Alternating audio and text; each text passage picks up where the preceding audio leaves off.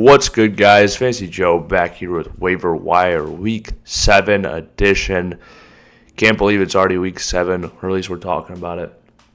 If you guys are new, though, make sure you hit that subscribe button. Post weekly content here, Waiver Wire rankings, buy low, sell highs, everything you need to bring home that fantasy football championship.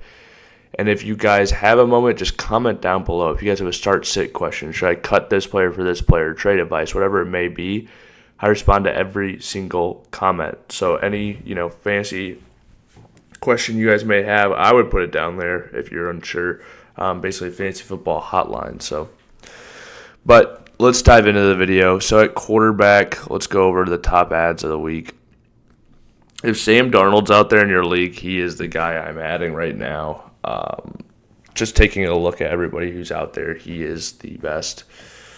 Overall wise, the top ad, if Kimani Vidal is out there in your leagues, he is the guy to add. Basically, he was added in just about every league last week, though. But some other running back names to throw out there and consider. So Kimani Vidal is number 1 if he's available. Bam Knight's another one. I think he's a RB3/flex kind of range. He's risky with the matchup against Green Bay, but you can roll him out there. He had 11 carries this last week. Kenry Miller, another name. If he is out there and available, I would love to own. Algier is a very high-end cuff if anything was to happen. Kyle Monangai showed some flashes last week.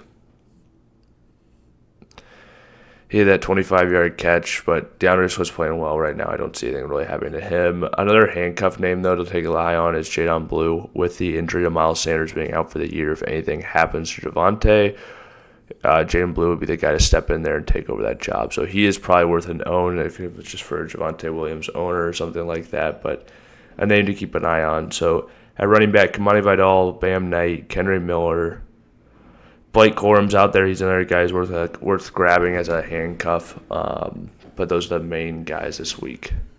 Not a crazy waiver wire week by any means. But let's dive into these wide receivers. This is where it gets a little more interesting to me. Because of the Buka injury, we don't know what's going on with Godwin exactly. Mike Evans likely back, but there's definitely some opportunity out there in some of these leagues. A few names that I'm thinking about right off the bat as far as adding wide receivers go. I would take this shot probably on a Sterling Shepard in this Detroit matchup of needing points. I don't hate Tez Johnson. I'd probably go Cameron Johnson, I think, over him for more of this week type of plays. A little bit more longer term, though, I do think Alec Ayamanor should have a pretty solid workload moving forward. Calvin Ridley is probably likely out. I think he'll be, 6+ targets a game probably. Kayshon Boutte, another guy I think is worth an add. He's wide receiver 28 on the year. He just had a monster game, which we've seen him do. But yeah, the targets aren't anything crazy. 3, 3, 3, 3, 5 these last few weeks. But, there is a connection there with Drake May and him.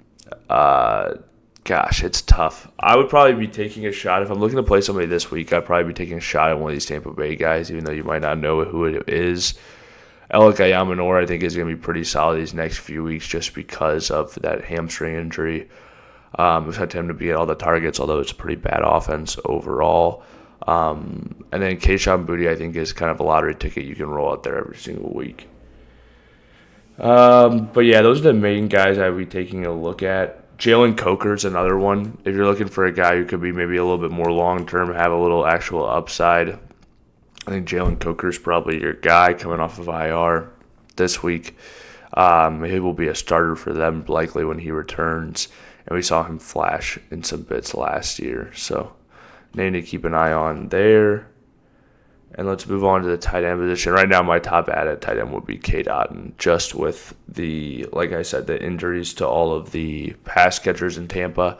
I will say if Harold Fanin's out there, he's another guy I think is worth owning. But I'd probably go Cade this week, then Harold Fanin, although Njoku could be out, so Harold Fanin season long is probably going to be the better ad. Again, he could be fine, Njoku could be fine, but you have to look at things like that and see upside, see lanes for guys to be better. And Harold Fanin certainly has that.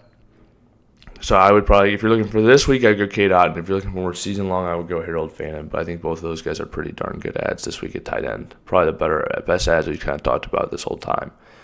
Chiefs defense is a great ad as they play Vegas. Panthers, I really don't mind at all against the Jets.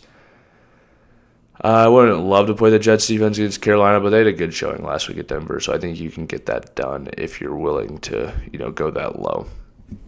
If you guys have made it to this point in the video, please hit that like button, hit that subscribe button. If you guys have any questions or comments, just drop them in the comment section down below, and I'll respond to every single one of them. And as always, this has been Fantasy Joe. Thank you guys so much for watching.